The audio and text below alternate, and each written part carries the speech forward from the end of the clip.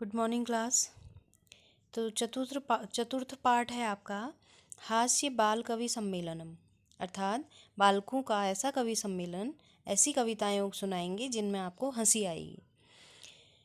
तो विविध वेशभूषा धारिणः चत्वारः बालकवयः मंचस्य उपरि उपविष्टाः सन्ति। तो अलग अलग प्रकार की वेशभूषा पहनकर 4 बाल कवि मंच के ऊपर बैठे हैं। तो विविध अलग अलग प्रकार की वेशभूषा अर्थात कपड़े, जो हमारी ड्रेसेस होती हैं, तो उनको पहनकर 4 बाल कवि बच्चे कवि के रूप में मंच के ऊपर, मंचस्य अर्थात मंच के ऊपर ही ऊपर उपविष्टा बैठे हैं, संति हैं। अधः श्रोतारः हास्य कविता श्रवणाय उत्सुका संति। अधः का अर्थ है नीचे, मंच से नीचे श्रोतारः सुनने वाले हास्य कविता सुनने के लिए उत्सुक हैं और कोलाहलम च कुर्वन्ति और कोलाहल कर रहे हैं अर्थात बहुत शोरगुल कर रहे हैं। संचालक, संचालक कहता है, संचालक का अर्थ होता है जो कार्यक्रम का संचालन कर रहा है, जो एंकरर है। तो संचालक कहता है अलम कोलाहलेन अर्थात शोरगुल करना बंद करें। अद्य परम हर्षस्य अवसरः यत् अस्मिन् कविसम्मेलने काव्यहन्तारः कालयापकाश्च भारतस्य हास्यकविधुरन्धराः समागताः सन्ति।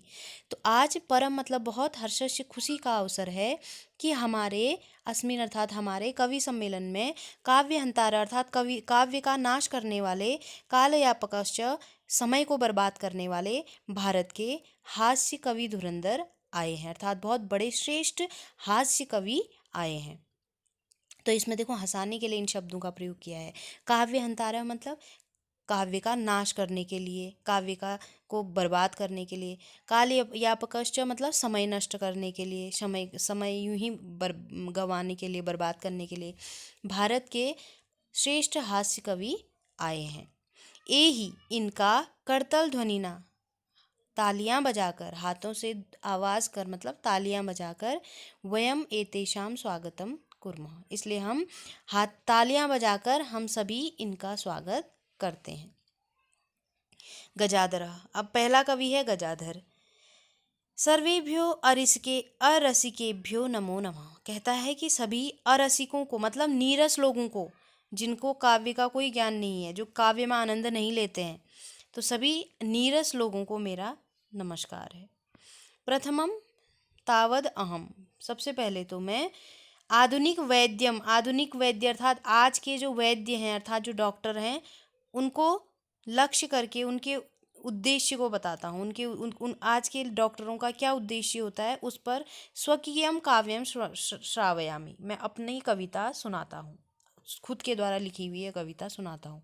सबसे पहले मैं आज का जो डॉक्टर है उस डॉक्टर का जो उद्देश्य है उस उद्देश्य पर लिखी हुई अपनी खुद की कविता सुनाता हूँ। तो क्या कहता है, वैद्यराज नमस्तुभ्यम यमराज सहोदर यमस्तु हरति प्राणान वैद्य प्राणान धनानि च। क्या कहता है, हे वैद्यराज नमस्तुभ्यम, हे वैद्यराज आपको मेरा नमस्कार है। वैद्यराज मतलब डॉक्टर, डॉक्टर से कहता है कि आपको मेरा नमस्कार है, आप यमराज के सहोदर हैं अर्थात आप यमराज के भाई हैं। क्या कहता है, डॉक्टर आपको मेरा नमस्कार है, यमराज सहोदरा आप यमराज के भाई हैं। यमस्तु हरति प्राणान, कहते हैं कि यमस्तु यमराज तो हरति प्राणान प्राणों को हरता है, प्राणों को लेता है। वैद्य प्राणान धनानि च, और डॉक्टर आप तो प्राण भी लेते हैं और धन भी लेते हैं। ठीक है, क्या कहता है कि वैद्यराज, हे डॉक्टर आपको मेरा नमस्कार है, आप यमराज के भाई हैं। यमराज तो केवल प्राणों को लेता है, लेकिन डॉक्टर तो प्राण और धन दोनों ही ले लेता है। सर्वैः उच्चे हसन्ति, सभी बहुत जोर से हंसते हैं। कालांतक, फिर कालांतक कहता है, कालांतक का मतलब है यमराज। अरे वैद्यास्तु सर्वत्र परंतु न ते मादृशा कुशला जनसंख्या निवारणे। तो वो क्या कहता है, यमराज कहता है, जो यमराज बन के आया है, जो कवि अपने आप को बताता है, वो कहता है कि अरे वैद्यास्तु, वैद्य तो सर्वत्र हैं, परंतु न ते मादृशा, लेकिन उनके न ते वे मेरे जैसे, मादृशा मतलब मेरे जैसे कुशल नहीं हैं। किस काम में, जनसंख्या निवारण में अर्थात जनसंख्या को कम करने में। अरे वैद्यास्तु सर्वत्र परंतु न ते मादृशा, मतलब वैद्य तो हर जगह हैं लेकिन वे मेरे जैसे कुशल नहीं हैं। क्या करने में? जनसंख्या कम करने में। तो वैद्य तो हर जगह है, परंतु वे मेरे जैसे कुशल नहीं है जनसंख्या को कम करने में।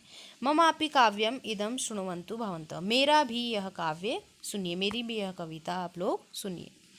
चिताम प्रज्वलिता दृष्टवा, चिता को जलता देख, चिता मतलब मरे हुए व्यक्ति की चिता जलती है, तो चिता प्रज्वलिता दृष्टवा, तो चिता को जलता हुआ देखकर वैद्यो विस्मयागत, डॉक्टर को अर्थात वैद्य को बहुत आश्चर्य होता है। विस्मयागत मतलब आश्चर्य होना। तो चिता को जलता देख डॉक्टर को आश्चर्य होता है। किस बात पर होता है? देखिए, ना अहम गतो, न मैं वहाँ गया, न मैं भ्राता, न मेरा भाई उधर गया, कस्य इदम हस्तलाघवम, यह किसके हाथ की कला है? तो न मैं वहाँ गया, न मेरा भाई वहाँ गया, यह किसके हाथ की कला है? तो क्या कहते हैं? देखो, कहते हैं कि एक मरे हुए व्यक्ति की चिता जल रही है, उस जलती चिता को देख के डॉक्टर को बहुत आश्चर्य होता है। आश्चर्य इसलिए होता है कि वो कहता है कि न तो मैं उसको मारने के लिए वहाँ गया, न मेरा भाई यमराज उसको मारने के लिए गया, फिर ये किसके हाथ की कला, अर्थात फिर इसको किसने मारा है? तो इस तरह से सर्वे पुनः हसंती, फिर सभी और हंसते हैं। तो आज इतना इसका अर्थ आप जानेंगे। आगे का भाग मैं दूसरे वीडियो में आपको भेजूँगी। Thank you.